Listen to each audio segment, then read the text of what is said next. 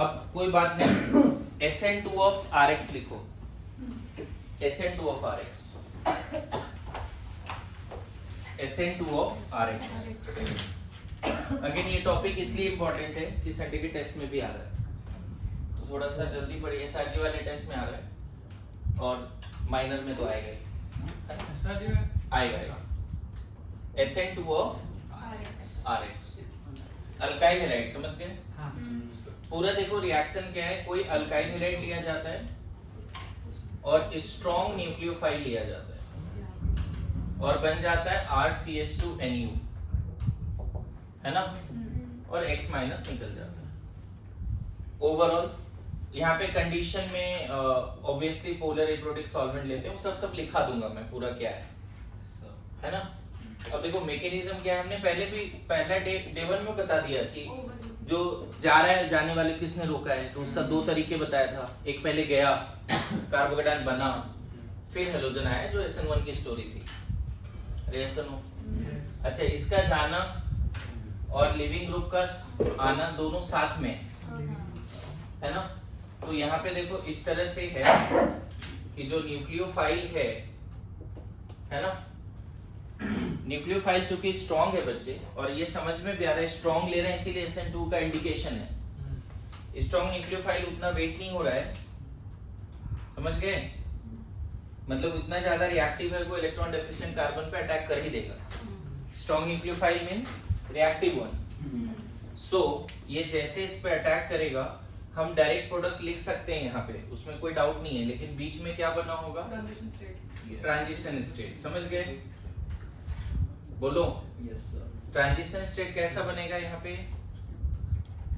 देखो इस तरह से ट्रांजिशन स्टेट दिखा दो। अच्छा, मैं यहाँ पे ना न्यूक्लियोफाइल जो जा रहा है उसके लिए रेड कलर से दिखा देता हूँ, ठीक है। और लिविंग ग्रुप जो आया उसको मैं न्यूक्लियोफाइल आएगा ना, लिविंग ग्रुप जो गया उसको रेड से दिखाया और न्यूक्लियोफाइल जो आ रहा है उसको ब्लू ग्रीन से दिखा दिया।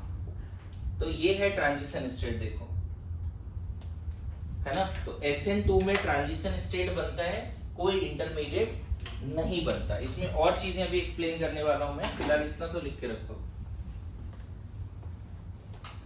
ठीक है। At the same time, carbon is connected with 5 atom or group of atom in the transition state. ध्यान रखना, पहले ये कार्बन sp3 था, अल्काइल हैलाइड। ट्रांजिशन स्टेट में जो कार्बन है ना बच्चे, वो sp2 है और इसका ट्राइगोनल बाइपिरामिडल शेप है। ट्राइगोनल बाइपिरामिडल, देखो ना, 3 बॉन्ड एक्सियल जैसा और 2 इक्वेटोरियल। हाइब्रिडाइजेशन sp3d नहीं है, हाइब्रिडाइजेशन sp2 ही है। कैसे sp2 है उस पर भी बात करेंगे, अभी ऑर्बिटल लेवल पे समझाने वाला हूं मैं, इसको लिख के रखो पहले।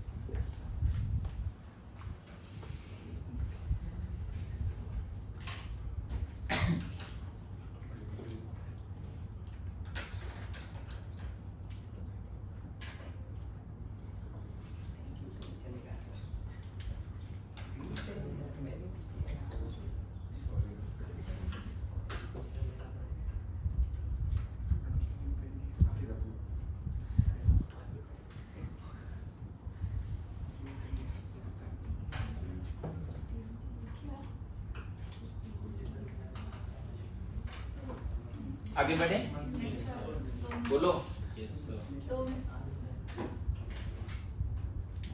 ओम, हाँ, सारे क्वेश्चंस यहीं से बनेंगे। अगर एक्सप्लेनेशन क्लियर है तो बनना शुरू हो जाएगा। अभी जैसे क्वेश्चंस के बाद तो ज्यादा क्लैरिटी आई है SN1 में, लेकिन बहुत सारे क्वेश्चन, 90% क्वेश्चन मैकेनिज्म के ध्यान से सुनने से, की पॉइंट लिखने से बनने लगता है। 10% क्वेश्चन है जो प्रैक्टिस के बाद सीख जाएंगे। ओके, ट्राइगोनल बाइपिरामिडल, ये सेफ है। ट्राइगोनल बाइपिरामिडल, ये पार्शियल बॉन्ड्स हैं बस, है ना। आगे बढ़े बच्चे, थोड़ा इसको ऑर्बिटल लेवल पे समझाऊं मैं, बोलो। सर नहीं समझाना है, जरूरत है अभी, उससे स्टोइकोमेट्री ज्यादा क्लियर होगा, है ना।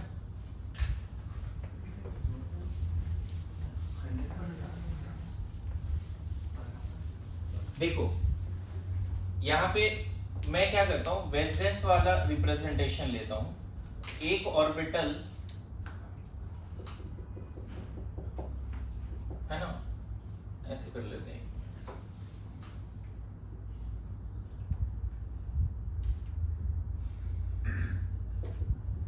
मान लेते हैं लिविंग ग्रुप यहाँ पे है ना, ये 1 2 and 3 लिविंग ग्रुप यहाँ पे। इसी को हम ये वाला किस तरह का ओवरलैपिंग से बना होगा बता सकते हो? ये बॉन्ड ये sp3 कार्बन है, तो ये लिविंग ग्रुप का कोई ना कोई ऑर्बिटल होगा, लेकिन कार्बन का कौन सा ऑर्बिटल होगा? सिर्फ वो बॉन्ड दिखा रहा हूँ, ठीक है, बाकी को एज इट इज दिखा देता हूँ, बाकी को ऑर्बिटल के हिसाब से नहीं दिखा रहा हूँ। चलेगा क्या इतना? बाकी को ऑर्बिटल के हिसाब से नहीं दिखा रहा हूँ। बोलो, यहाँ पे लिविंग ग्रुप जुड़ा हुआ है कुछ किसी ना किसी ऑर्बिटल के साथ। लिविंग ग्रुप 1s के साथ आया होगा या p के साथ आया या हाइब्रिड के साथ आया होगा, मैं नहीं पता लिविंग ग्रुप कौन सा है, जनरलाइज ले रहे हैं। लिविंग ग्रुप और sp3 कार्बन के बीच में कैसा ओवरलैपिंग है? sp3 और जो भी लिविंग ग्रुप का ऑर्बिटल होगा उसके बीच में ओवरलैपिंग। मैं बताऊं, अगर ये क्लोरीन होता ना बच्चे, तो क्लोरीन का 3p इससे ओवरलैप करता। क्लोरीन का 3p, अगर ये क्लोरीन होता तो, अगर लिविंग ग्रुप क्लोरीन है तो क्लोरीन का हाफ फील्ड 3p है, कार्बन का sp3 और क्लोरीन का 3p के बीच में बॉन्ड बन जाता। बोलो, कार्बन का हाफ फील्ड कौन सा है? 3p, sorry sp3। कार्बन का हाफ फील्ड कौन सा है? sp3। और अगर ये क्लोरीन है तो उसका हाफ फील्ड कौन सा है? 3p। इतना पता है आपको बॉन्डिंग के हिसाब से। अब होता क्या है बच्चे, जो न्यूक्लियोफाइल है ना वो 180 degree away from the leaving group attack करता है, ये बात रखना है आपको। Nucleophile always attack 180 degree away from the leaving group, है ना, ऐसा देखो। इनफैक्ट यहाँ पे न्यूक्लियोफाइल कैसे अटैक करेगा पता है? जो sp3 का छोटा वाला लोब है ना, एंटी बॉन्डिंग बोलते हैं इसको, तो वो इस पे अटैक करता है। क्लियर हो रहा है क्या बोल रहा हूँ? In SN2 nucleophile will attack 180 degree away from the living group in the anti-bonding orbital of sp3। sp3 का एक बड़ा लोब है जिसके साथ लिविंग ग्रुप बॉन्ड बना रखा है, और एक बहुत छोटा लोब होता है, ऐसा थ्योरी हाइब्रिडाइजेशन में बताया गया था। Hybrid orbital having very big lobe and one very small lobe. ऐसा इसलिए ताकि ओवरलैपिंग अच्छी हो पाए। वहां पे कैरेक्टरिस्टिक्स ऑफ हाइब्रिडाइजेशन में ये सारे पॉइंट्स हैं। केमिकल बॉन्ड जो बात कर रहे हो प्लेन तो लिविंग ग्रुप का ही होगा ना, मतलब वो हमारे लिए मतलब इस लाइन के अबाउट ही बोलते हैं, मतलब वो डैश नहीं होगा पर। हाँ वो डैश हो जाएगा। नहीं ऐसा जरूरी नहीं है। मान लो अगर यहाँ पे है लिविंग ग्रुप तो इधर से आएगा, अगर इधर लिविंग ग्रुप है तो इधर से आएगा। इस के बाद भेज कर रहा हूँ,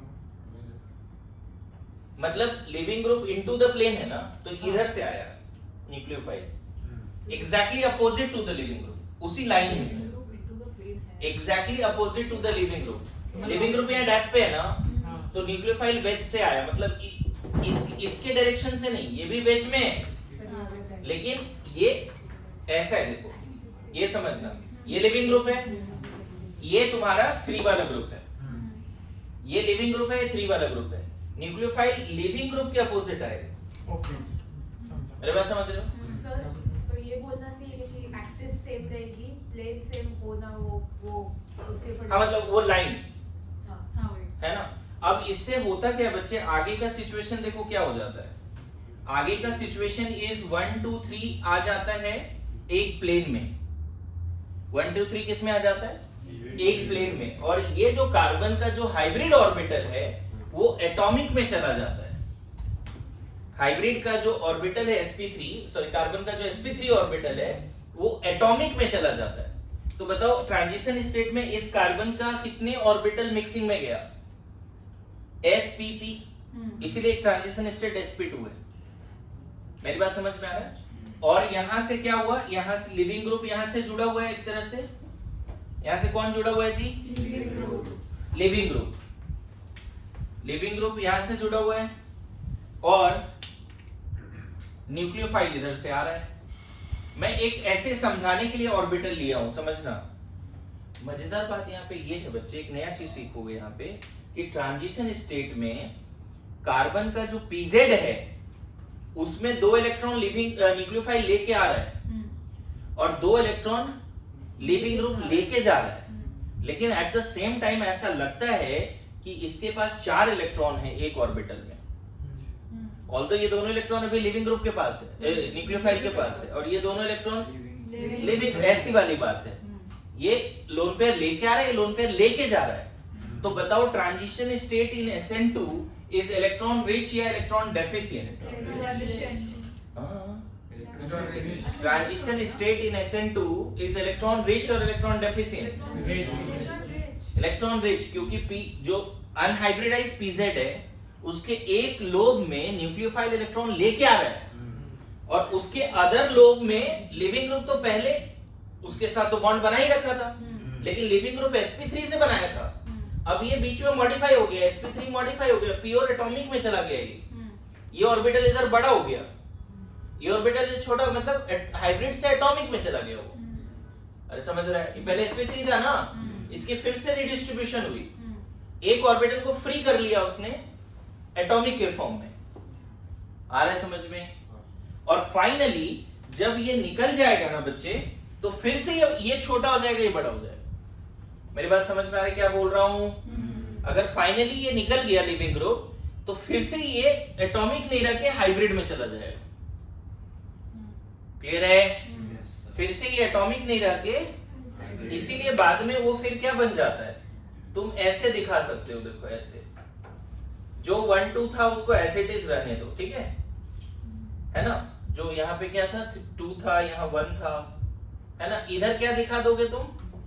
लिविंग ग्रुप ने इलेक्ट्रॉन लाया, और यहाँ पे जो 3 है उसको डैश में कर दे। फिर मैं क्यों बोल रहा हूँ डैश में, अभी स्टीरियोकेमिस्ट्री समझाऊंगा। यहाँ पे बोला जाता है there is inversion in configuration. DL mixture बिल्कुल नहीं बनता, कंप्लीट इन्वर्जन इन कॉन्फ़िगरेशन होता है SN2 में।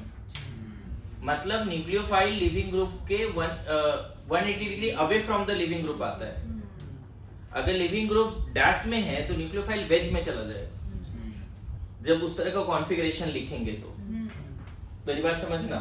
चलो स्टीरियोकेमिस्ट्री में भी थोड़ा बाद में आएंगे, अभी फिलहाल फिर से यहाँ आते हैं। जैसे न्यूक्लियोफाइल आया, at the same time carbon is connected with 5 atom, a group of atom, and also एक एटॉमिक ऑर्बिटल में 2 इलेक्ट्रॉन न्यूक्लियोफाइल लेके आ रहा है, और उसी ऑर्बिटल में 2 इलेक्ट्रॉन है जो लिविंग ग्रुप लेके जा रहा है। So transition state is also electron rich. पहली बात समझ में आया? कार्बोकेटायन बनता नहीं, कार्बोकेटायन के हिसाब से दिमाग में नहीं बैठाना है यहाँ पे स्टोरी। एक तरह से कार्बेनाइन जैसा स्टोरी बनाओ, कार्बेनाइन जैसा। न्यूक्लियोफाइल अपना नेगेटिव चार्ज इसको दे ही दिया, मतलब इलेक्ट्रॉन रिच हो गया। न्यूक्लियोफाइल इतना रिएक्टिव था कि वो वेट नहीं किया कि पहले ये जाएगा फिर गुड टू गो। तो कोई बोलता है कि SN2 फास्ट तब होगा जब ट्रांजिशन स्टेट स्टेबल होगा। SN2 फास्ट तब होगा जब ट्रांजिशन स्टेट स्टेबल होगा, and this transition state become stable. खो मत जाए इधर इधर इधर, लग नहीं रहा पक्का? हाँ सच्ची में। ठीक, कुछ याद आ रहा था लेकिन बोलूंगा।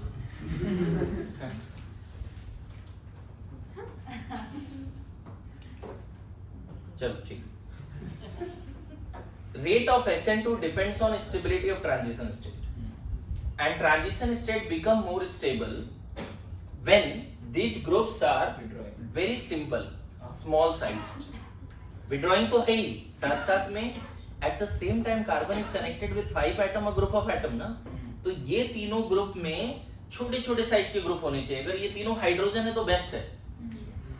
विड्रॉइंग होना चाहिए या फिर बहुत छोटे साइज के होने चाहिए। मेरे बात समझे? ट्रांजिशन स्टेट SN2 में ट्रांजिशन स्टेट बनता है, and in transition state the carbon is connected with 5 atom, a group of atom at the same time. Along with transition state is electron rich. So to get the stability of transition state, these groups must be, किसने बोला withdrawing? उससे पहला condition small size, second बोलो withdrawing। मेरे बात समझ रहे हो? मैं बताऊं एक चीज, देखोगे अगर 1 2 3 पे हाइड्रोजन है ना बच्चे, तो हो सकता है कि potential energy versus progress of reaction ऐसे चले। मतलब ये ट्रांजिशन स्टेट बनाने में इतना कम एनर्जी देना पड़ा। देखो अगर ये तीनों हाइड्रोजन है तो कितना कम देना पड़ रहा है, 1 2 3 के जगह पे क्या है बताओ? तीनों के जगह पे हाइड्रोजन है, कितना कम देना पड़ रहा है बताओ? और अगर यही 1 2 3 के जगह पे ना बच्चे अगर मिथाइल होता है ना, तो बोला जाता है कि टर्सरी अल्काइल हैलाइड SN2 देता ही नहीं। टर्सरी अल्काइल हैलाइड इतना ज्यादा क्राउडिंग हो जाता है जब 1 2 3 पे मिथाइल होता है। एक तो देखो इलेक्ट्रॉन रिच है, ऊपर से तुमने तीनों डोनर लगा दिए, क्राउडिंग हो गई। यहाँ क्राउडिंग लेते हैं, SN1 में नहीं लेते, जो तुम डाउट पूछ रहे थे। तो जैसा थ्योरी उसके हिसाब से आगे बढ़ो, ठीक है। यहाँ पे देखो TS बनाने में हालत खराब हो जाती है। And if you have NCERT, एक बार NCERT देखो। हाँ हेलोल्किन हेलोरीन टर्सरी में 0 दिया रिएक्टिविटी। कल मैंने बोला था ना पढ़ने जी, आप लोग होमवर्क तो करते नहीं। देखो यहाँ पे तीनों जगह पे H है, उसकी रिएक्टिविटी 30 है। 1 2 3 पे H है तो रिएक्टिविटी 30 है, और 1 2 3 पे मिथाइल है तो रिएक्टिविटी 0 है। Tertiary alkyl halide will not give SN2, जबकि टर्सरी अल्काइल हैलाइड SN1 के लिए बहुत अच्छा था। बोलो मेरी बात समझ रहे? और NCERT में ना थोड़ा अच्छी डायग्राम से समझाया। देखो यहाँ पे एक डायग्राम देखो और क्लैरिटी आएगी। ये वाली डायग्राम देखो, ये बड़ा वाला जो ग्रीन सर्कल है वो लिविंग ग्रुप है। एक पेज पहले उसका, एक पेज पहले ये बड़ा वाला जो सर्कल है लिविंग ग्रुप है, और इधर जो दिख रहा है रेड ऑरेंज जो भी है वो न्यूक्लियोफाइल है। देखो 180 degree away from the living group आ रहा है, दिख रहा है। और बीच में फिर क्या बना? TS। देखो carbon at the same time connected with what? Carbon at the same time connected with 5 atom या ग्रुप से। देखो वहां 5 एटम ग्रुप नहीं दिख रहा है क्या? Carbon at the same time connected with 5 atom और ग्रुप ऑफ एटम। बोलो आइडिया लग रहा है? अरे यस नो, पक्की बात? उधर वो डायग्राम देख के समझो। और बाद में क्या होगा बच्चे? ये चला जाएगा। और मेरी बात आ रही समझ में? स्टीरियोकेमिस्ट्री के हिसाब से कैसे दिखेंगे ये तो मैंने ऑर्बिटल के हिसाब से बताया। स्टीरियोकेमिस्ट्री के हिसाब से अब बात करता हूँ। एक बात क्या याद रखना है कि SN2 न्यूक्लियोफाइल है ना, और लिविंग ग्रुप, न्यूक्लियोफाइल का आना लिविंग ग्रुप का जाना साथ में है TS के थ्रू। दूसरा बात ये याद रखना है यहाँ इंटरमीडिएट नहीं बनता, रीअरेंजमेंट की कोई कंसेप्ट नहीं है। तीसरा बात ये याद रखना है कि nucleophile always attacks 180 degree away from the living group. समझ में आ रहा है? बोलो opposite to the living group, okay है ना। और चौथा पॉइंट थोड़ा बहुत याद रखना है कि ट्रांजिशन स्टेट में जो कार्बन है जिसके पास लिविंग ग्रुप था वो 5 एटम या ग्रुप से जुड़ा हुआ है। बोलो so this transition state become more stable when groups at 1 2 3 are very small in size। Hydrogen है तो बेस्ट है। और withdrawing also। उसके बाद पांचवा बात याद रख सकते हो कि पॉइंट जैसा पॉइंट है कि इन्वर्जन इन कॉन्फ़िगरेशन होता है। क्या होता है? इन्वर्जन इन कॉन्फ़िगरेशन होता है ना। लिविंग एबिलिटी पे भी डिपेंड करेगा ना। क्या? Living ability of x. हाँ वो तो आ रहा ही सबसे फास्ट देगा, SN1 भी देगा SN2 भी देगा, है ना। नाउ कंपलसरी है बच्चे, मेरा SN2 का पूरा नोट्स पढ़ के आना है, कंपलसरी है। और मैं तो बोलूंगा लिख के आ जा, मेरी बात समझ रहे हो। और NCERT का जो पेज बोला था पढ़ने के लिए वो कंफर्म पढ़ के आना है, मेरे नोट से सारे क्वेश्चंस करने हैं। उसके बाद जो इलस्ट्रेशन उधर किया था SN1 SN2 में, उसमें एक इलस्ट्रेशन 2 भी है, उसमें भी 12 क्वेश्चन है SN2 के, वो डेफिनेटली करना है ना। नहीं होता तो मुझे ब्लेम मत करना कि संडे मार्क्स कम आए, मैं फिर बोल रहा हूँ। हमने आज तक आपको कभी बोला है क्या? नहीं इस बार बोल सकते हो क्योंकि बहुत सारा क्वेश्चन दिखेगा जो तुम्हारे भरोसे छोड़ रहा हूँ।